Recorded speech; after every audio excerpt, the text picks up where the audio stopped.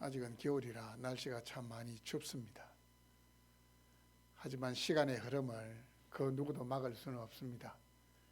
이제 한두 달이 지나면 이제 봄 기운이 찾아옵니다. 그럼 날씨가 이제 갑자기 추워 있다가 날씨가 갑자기 따뜻해지면 이게 이제 세월을 앞서가는 소위 말해서 이제 유행을 잘 타는 여자들은 옷을 어떻게 입습니까? 아주 이제 화사하고 얇은 옷을 입습니다. 근데 봄이라는 것이 이렇게 기온의 변화가 심합니다. 낮에는 따뜻했다가 어떻게 됩니까? 밤이 되면 갑자기 기온이 떨어집니다. 그러면 이제 한껏 멋을 내려고 화사하게 차려입고 나오면 어떻게 되겠습니까? 갑자기 몸에 이제 추위를 느끼게 됩니다. 그때 이제 사랑하는 남자친구나 남편과 함께 있으면 남자는 어떻게 합니까? 춥제.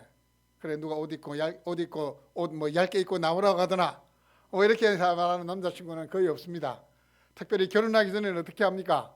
남자들이 보통 자기 옷을 외투를 벗어서 사랑하는 여인에게 딱 이렇게 입혀 줍니다. 그게 뭡니까? 그게 무슨 의미입니까? 내가 너를 보호할 것이다. 내가 너를 내 몸보다 더 사랑한다. 그 사랑의 표시로 외투를 이렇게 벗어주곤 합니다. 오늘 말씀을 보시면 보아스를 찾아갔던 룻이 뭐라고 요구하느냐 하면 당신의 옷자락을 펴 당신의 여종을 덮으소서라고 요구하고 있습니다. 자, 그때 풍속으로는 신랑 될 사람이 신부 될 사람을 자신의 옷을 이렇게 펴서 이렇게 덮어주는 풍속이 있었습니다. 그건 내가 너와 결혼하고 너의 인생을 책임질 것이다. 그 표시로 신랑이 이제 옷자락을 이렇게 펴서 이렇게 덮어주는 겁니다. 다시 말씀드리면 룻이 보아스에게 요구한 것은 뭘 요구했냐면 나와 결혼해 주십시오. 여자가 남자한테 프로포즈를 한 겁니다. 여러분 고대 사회는 모든 사고, 모든 행동이 누구 중심으로 돌아갔습니까? 남성 중심입니다. 남성 중심입니다. 이 고대 사회에서 여자가 그것도 밤에 아무도 없는 남자 혼자 누워 있는 곳에 찾아가 가지고 발치 이불을 들고 누우면서 당신의 옷자락을 펴 당신의 여종을 덮어서서 이렇게 이야기하는 게 가당키나 하겠습니까? 여러분 어떻습니까? 가당키나 합니까? 그때 사회의 통속적인 생각으로는 있을 수가 없는 일이 지금 벌어진 겁니다. 있을 수가 없는 일이 벌어진 겁니다. 지금은 세월이 많이 바뀌었습니다. 지금은 이제 여자들도 자신의 마음에 드는 남자가 있으면 여자들이 먼저 프로포즈를 하는 시대가 되었습니다. 그게 별로 이제 흉이 되지 않는 시대가 되었습니다. 하지만 그 시대에는 여인이 먼저 남자에게 프로포즈를 한다는 것 금기시되어 있던 시대였습니다. 제3자인 우리가 볼 때는 아주 로맨틱한 분위기가 느껴지겠지만 룻의 입장에서 본다면 그건 지금 모험을 하고 있는 겁니다. 모험을 하고 있습니다. 마치 누가 나를 잡아주겠지 하고 이렇게 뒤로 이렇게 넘어지는 이제 이 공동체 훈련을 할 때 보면 그런 게 있습니다. 뒤에서 이제 친구들 한 4명이 손을 펴서 딱 받치고 있고 이제 눈을 감고 친구들을 믿고 이렇게 넘어지라고 합니다. 뒤로. 그런데 의외로 이렇게 일자로 이렇게 딱 뒤로 넘어지는 게 쉬울까요? 어려울까요? 쉽지 않습니다. 넘어지다가 하고 이렇게 자기도 모르게 이렇게. 그런데 개중에 보면 정말 딱 일자로 진짜 딱 이렇게 뒤로 쫙 넘어지는 사람들이 있어요. 그만큼 자기를 받쳐주고 있는 친구들을 신뢰하고 있다는 뜻입니다. 룻도 마찬가지입니다. 자기가 손을 내밀면 반드시 보아스가 손을 내밀어 잡아줄 것이다.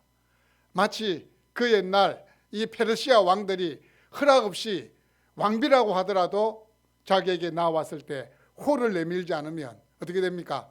왕비는 죽임을 당합니다. 이 룻의 입장에서는 그 심정으로 나아간 겁니다. 내가 나가서 만약에 내 프로포즈를 받아주지 않으면 나는 부정한 여인으로 낙인 찍힌다. 라는 그 마음을 가지고 두렵고 떨리는 마음으로 나갔던 겁니다. 여러분, 우리가 신앙생활을 하는 것은 결혼한 것과 마찬가지입니다. 결혼입니다. 신앙생활은 결혼한 겁니다. 누구하고 결혼한 겁니까? 예수님과 결혼한 겁니다. 예수님은 신랑이 되시고 우리는 뭡니까? 우리는 신부입니다. 우리는 신부입니다. 신앙생활은 결혼생활처럼 일생을 주님과 함께 가는 겁니다. 거기에는 사랑이 있고, 거기는 행복이 있고, 거기에는 안식이 있습니다. 예수님과 함께함을 통해서 사랑을 느껴야 되고, 안식을 느껴야 되고, 평강을 느껴야 되고, 기쁨을 느낄 수 있어야 됩니다. 룻은 보아스를 선택하고 보아스를 향하여 도움의 손길을 내밀었습니다. 보아스, 당신 외에는 나를 보호해 줄 사람이 아무도 없습니다라는 이 절박하고 간절한 마음으로 손을 내밀어서 당신의 옷자락으로 나를 덮으소서 이렇게 요구하고 있습니다. 오늘 이 말씀을 읽어보면 보아스 외에 기업을 물려줄 수 있는 더 가까운 친족이 한 명 있었습니다. 그럼에도 불구하고 룻은 보아스를 철저하게 의지하고 있습니다. 여러분 어떻습니까? 여러분의 삶이 지금 철저하게 주님만을 의지하십니까?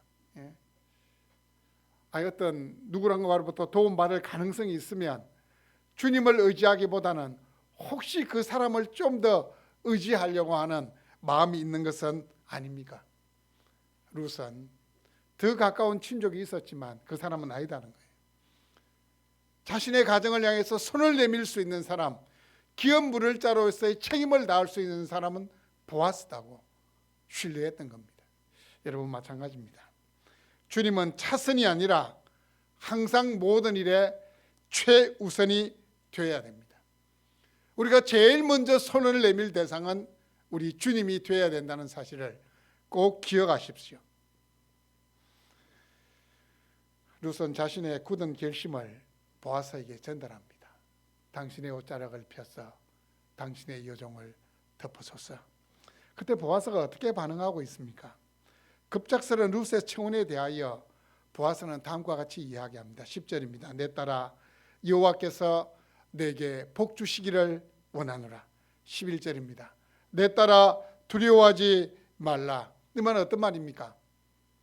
이 룻을 위로하는 말이고 룻에게 나도 너의 청혼을 받아줄 준비가 되어 있다 라는 그 애정이, 그 위로가 담겨있는 말이 바로 이 10절과 11절에 있는 말씀입니다.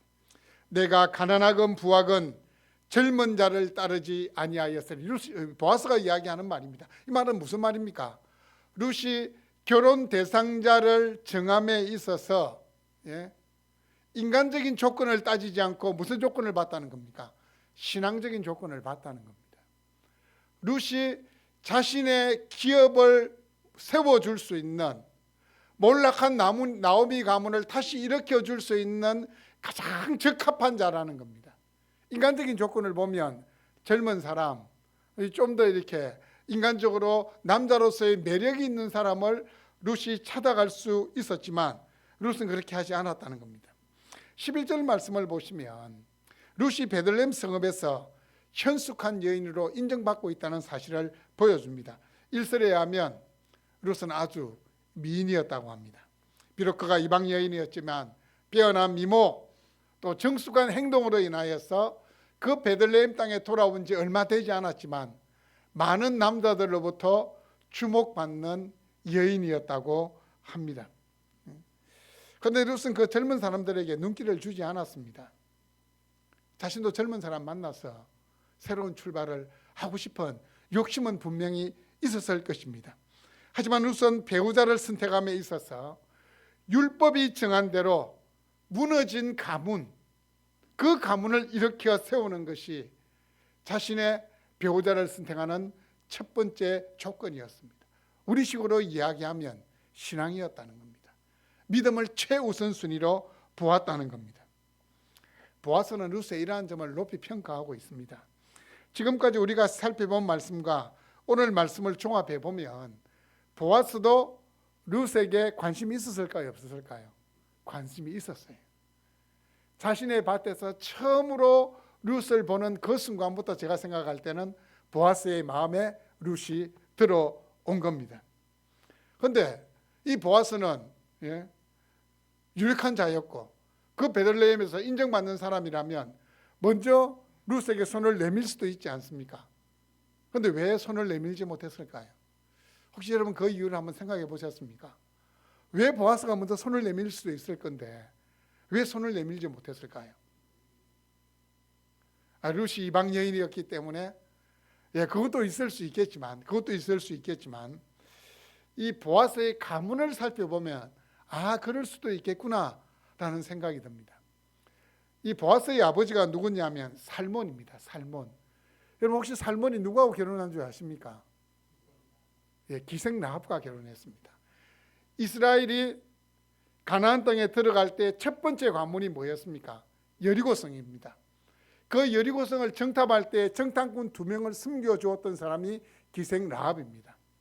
그 정탐꾼을 숨겨주었기 때문에 이스라엘이 여리고성을 무너뜨릴 때에 이렇게 빨간 줄을 자신의 집에 매달아 두면 너는 분명히 살게 될 것이다. 그래서 이게 이 여리고성이 멸망당할 때에 오직 룻의 집안만, 룻의 식구들만 구원을 받게 됩니다. 그리고는 룻이 아니고 이 라합이. 그런데 이 라합이 나중에 누구와 결혼하냐면 살몬이라는 유다 지파의 사람과 라합이 결혼을 하게 됩니다. 살몬과 라합이 결혼해서 낳은 아들이 누군가 하면 보아스입니다. 보아스. 그런데 이 보아스는 그러면 자라면서 어떤 생각을 하고 자랐겠습니까? 사람들의 눈길이 어떻겠습니까? 여러분 보통 지금은 우리가 거기도 우리나라는 이제 다민족 국가가 되었습니다.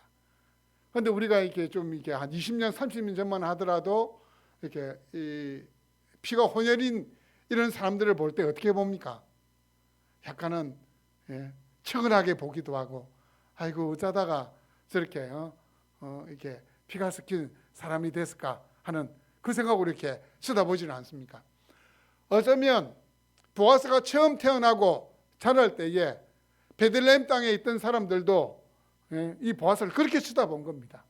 아이고 저 아이는 엄마가 저 여리고 사람인데, 이방 사람인데, 또 기생이었다 하던데, 그런 일은 이렇게 주홍 글씨가 이렇게 새겨져 있었지 않겠습니까? 아마 그것 때문에 보아스도 아마 인생이 많이 이렇게 주눅들어 있었고 움츠러들어 있었을 겁니다. 그리고 자기가 결혼하고 싶어도 선뜻 자기가 손을 내밀지를 못하는, 그것 때문에 아마 보아스는 자기 일에 더 열심을 냈을 겁니다. 그리고 이제 나이가 지극하게 되었을 때는 이 베들레헴 모든 사람들이 신앙적으로도 인격적으로도 또 많은 사람에게 이렇게 나누어주는 그 모습을 통해서도 인정을 받는 유력한 자가 된 겁니다. 이 보아스는 룻을 부르는 호칭의 변화를 살펴보더라도 이 보아스가 룻의 청혼을 받아들일 것이다 라는 것을 우리가 발견할 수 있습니다. 10절 말씀해 보시면 내 딸아 이렇게 불렀는데 11절에서는 누구라고 부릅니까? 현숙한 여자, 현숙한 여인이라고 부릅니다. 현숙한 여인, 내 딸아에서 현숙한 여인으로 호칭이 변화된 것은 룻을 그만큼 높여주고 있는 겁니다. 왜 룻을 높여줍니까? 자신이 베들레헴에서 유력한 자이기 때문에 자신과 결혼할 사람은 자신에 맞게 격상이 높아져야 되는 것 아닙니까? 높아져야 되는 것 아닙니까? 제가 아는 분 가운데에 자신의 아내를 왕비마마 이렇게 부르는 사람이 있더라고요. 그래 가만히 생각해 보면 아내를 왕비마마로 부르면 자기는 뭡니까? 자기는 왕입니다. 참 지혜로운 사람이구나 그 생각을 했습니다. 왕비마마 이렇게 부르면 아내를 높이는 것이 아니고 결국에 누구를 높이는 거예요? 자신을 높이는 거예요. 보아스도 지금 이 룻을 현숙한 여인, 자신과 혼인할 수 있는 동등한 위치로 인정을 해주고 있습니다. 그렇다면 여러분, 룻이 젊은 사람 다 마다하고 보아스라는 사람을 선택했는데 이 보아스가 룻에게 내 딸아 이렇게 부르는 것을 볼 때에 나이가 좀 있는 사람인 것 같아요. 나이가 좀 있었던 사람인 것 같아요. 그렇다면 과연 이 보아스는 어떤 사람일까요? 이미 성경은 그가 베들레헴에서 유력한 자라는 호칭을 얻었는데, 칭호를 받고 있었는데 그건 룻이 경험하지 못한 겁니다. 그건 객관적인 사실이에요. 객관적인 사실인데 룻이 보아스를 만나서 경험했던 주관적인 사실이 오늘 성경에 나타나 있습니다. 그게 뭐냐면 보아스는 인애를 베풀 줄 아는 사람입니다. 인애라는 것은 히브리어로 헤세드라고 이야기하는데 들어봤을 겁니다. 헤세드를 번역하니까 인애가 될 수도 있고 사랑이 될 수도 있고 긍휼이 될 수도 있고, 인애라는 것이 뭐냐? 이 헤세드라는 것이 뭐냐? 아주 어려움에 처해 있는 그 약한 사람을, 어려운 사람을 내가 도와주지도 않아도 되는 입장에 있는 이 사람이, 이 강한 자가, 이 부자가 손을 내밀어서 자발적으로 도움을 주는 것이 헤세드, 인애고 긍휼이고 사랑입니다. 주로 이 헤세드라는 단어는 하나님과 관련돼서 사용이 되었습니다. 여러분 그렇잖아요. 죄로 인하여 죽었던 우리들, 우리의 죄로 인해서 죽은 우리들이지만 하나님이 어떻게 했습니까? 손을 내밀어서 우리를 그 죄 가운데서 구원해 주셨잖아요. 누구를 통해서요? 예수 그리스도를 십자가에 내어 주심으로 그 사랑을, 그 긍휼을 우리에게 베풀어 주셨잖아요. 그래서 이 헤세드라는 단어를 통하여서 어쩌면 보아스는 룻에게 있어서 예수님 같은 존재다라는 사실을 보여주는 겁니다. 보아스가 룻과 나오미에게 사랑을 베풀 절대적인 책임은 없습니다. 헤세드를 베풀 절대적인 책임이 없어요. 왜 그렇습니까? 이 나오미에게 있어서 기업을 물어줄 수 있는 더 가까운 친척이 있었습니다. 보아스 말고 있었습니다. 그럼에도 불구하고 보아스는 정말 하나님이 우리에게 베풀어 주신 그 호유처럼 이 보아스는 대가 없이 이 나오미의 가정에 지금 인애를 베풀고 있습니다. 둘째는 보아스는 희생적인 사람입니다. 여러분 기업을 물려준다는 것은 자신의 재산에 손해가 나는 일입니다. 당장은 손해가 납니다. 왜냐하면 잃어버렸던 그 땅을 어떻게 해요? 자신의 재산을 가지고 사가지고 나오미에게 돌려줘야 되는 겁니다. 이건 아무나 할 수 있는 일이 아닙니다. 우리가 뒤에 가면 살펴보겠지만 기업 물을 자로서의 첫 번째 책임을 가진 자가 자신에게 손해가 날 것을 염려해서 나는 기업을 물르지 않겠다, 나는 이 일에 대해서 손을 떼겠다, 그렇게 이야기를 합니다. 첫 번째가 아니고 두 번째 책임이 있는 사람이었지만 이 보아스는 자신의 재산에 손해가 나는 것을 감수하고도 나오미의 가문에 기업 물을 자로서의 책임을 다하겠다, 이렇게 이야기를 하고 있습니다. 13절 말씀해 보시면 여호와께서 살아계심을 두고 맹세하노니 내가 기업 물을 자의 책임을 내게 이행하리라. 첫 번째 이 사람이 포기하면 내가 이행하겠다. 여호와의 살아계심을 두고 맹세한다. 이 보통 이 유대인들은 맹세를 잘 안 하거든요. 그런데 반드시 내가 이 일을 이행하겠다라는 굳은 결심을 보여주기 위해서 여호와의 살아계심을 두고 맹세하노니라고 이야기하고 있습니다. 여러분 우리 예수님을 한번 생각해 보십시오. 주님께서 십자가에 돌아가실 때에 그 십자가상에서 남긴 말 가운데에 다 이루었다는 말이 있습니다. 제가 언젠가 한번 말씀드렸는데 헬라어 원어로 다 이루었다, 테텔레스타이입니다. 테텔레스타이. 이 테텔레스타이, 이 다 이루었다는 원래의 의미가 뭐냐? 영수증을 끊어 주었다, 내가 모든 빚을 다 갚았다는 겁니다.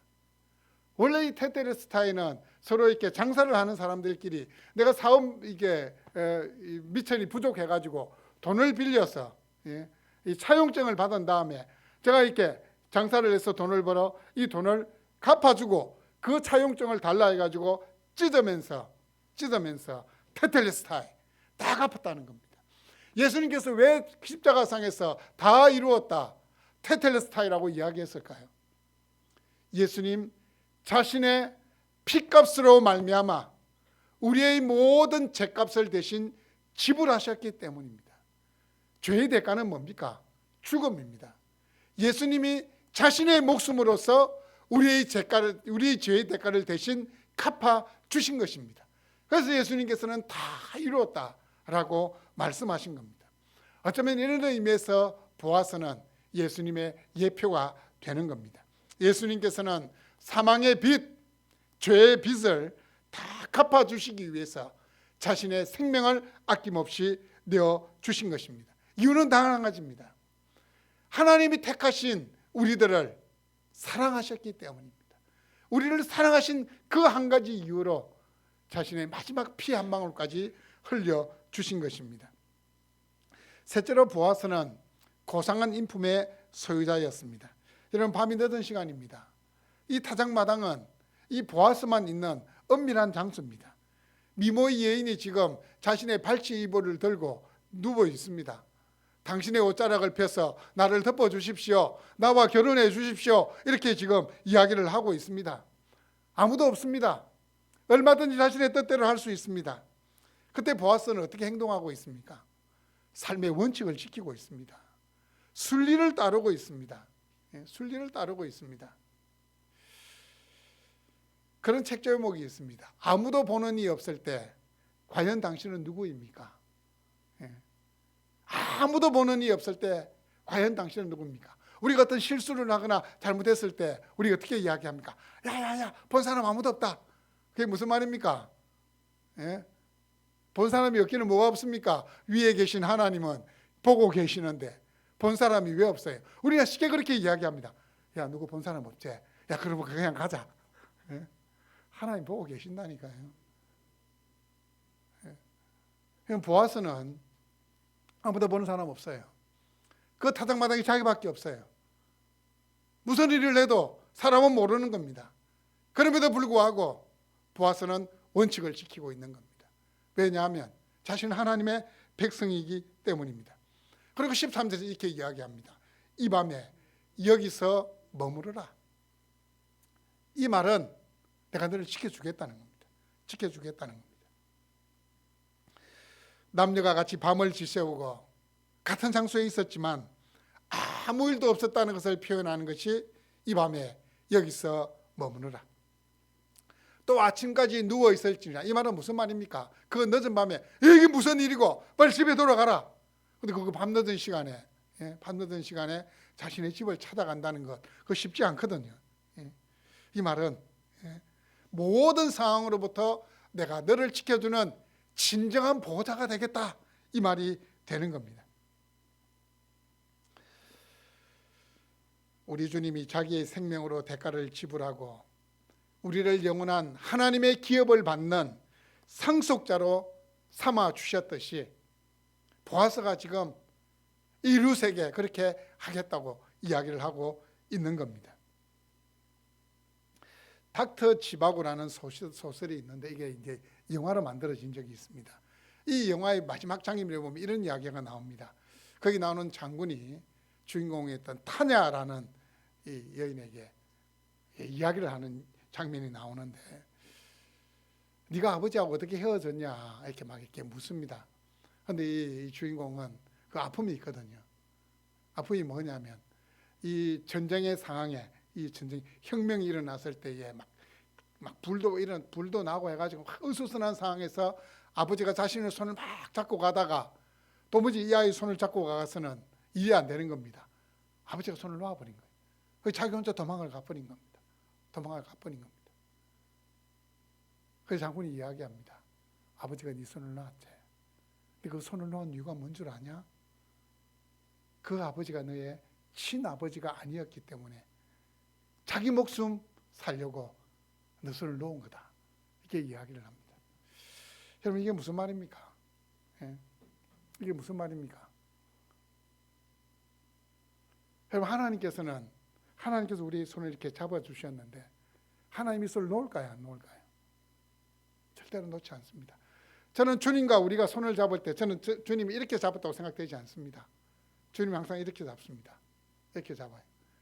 여러분 어린 아이들도 손 잡을 때 어떻게 잡아야 됩니까? 이렇게 잡는 것보다는 이렇게 손목을 이렇게 잡아주는 게, 손목을 잡고 가는 게 훨씬 안전합니다. 뺄 수가 없거든요. 잡고 있으면. 하나님 우리 이렇게 잡았습니다. 하나님은 사랑하는 당신의 아들 예수 그리스도의 피값으로 우리를 구원하셨기 때문에, 우리를 당신의 자녀 삼아 주셨기 때문에 절대로 이 손을 놓지 않습니다. 절대로 이 손을 놓지 않아요. 예. 세상에 있는 아버지들은 자기 목숨 소중한 것을 알고 자녀를 버릴 수 있을지 모르겠지만 하나님은 절대로 버리지 않습니다. 사랑하는 여러분, 여러분이 덮으려고 애쓰는 옷자락은 과연 어떤 옷자락입니까? 우리를 끝까지 덮어주고 보호해줄 진정한 옷자락은 누구의 옷자락이라고 생각하십니까? 우리 주님의 옷자락입니다. 우리의 영원한 신랑 되시는 우리 주님의 옷자락입니다. 그럼 우리가 주님께 뭐라고 이야기해야 될까요? 주님, 당신의 옷자락을 펴서 나를 덮어 주시옵소서. 나를 덮어 주시옵소서. 주님이 그 전에 우리에게 이야기했습니다. 수고하고 무거운 짐진 자들아, 다 내게로 오라. 내가 너희를 쉬게 하리라. 그러면 무슨 말씀입니까? 나의 옷자락으로 너를 덮어주겠다. 나의 옷자락으로 너를 보호해주겠다. 주님께서 말씀하신 것입니다. 우리가 어떻게 반응해야 되겠습니까? 내겐 주님밖에 없습니다. 내겐 주님밖에 없습니다. 주님과 같이 내 마음 만지는 분은 없네. 오랜 세월 찾아 난 이제 알았네. 내겐 주밖에 없네. 내겐 주님밖에 없습니다. 라는 이 고백이 우리의 고백이 돼야 되는 겁니다. 루시 보아스를 찾아가서 우리 기업을 물을 자는 당신밖에 없습니다. 당신의 옷자락을 펴서 우리를 덮어주옵소서, 나를 덮어주소서라고 말한 것처럼 사랑하는 주님께 그렇게 고백하십시오. 주님, 주님의 옷자락으로 나의 연약함을, 나의 실패를, 나의 실수를, 나의 병약함을, 나의 고난을 덮어 주옵소서. 나의 육신의 질병을 덮어 주옵소서. 주님께서 여러분의 모든 것을 덮어주시고 보호자가 되어주시고 공급자가 되어주시고 회복자가 되어주시고 위로자가 되어주실 것입니다. 아멘.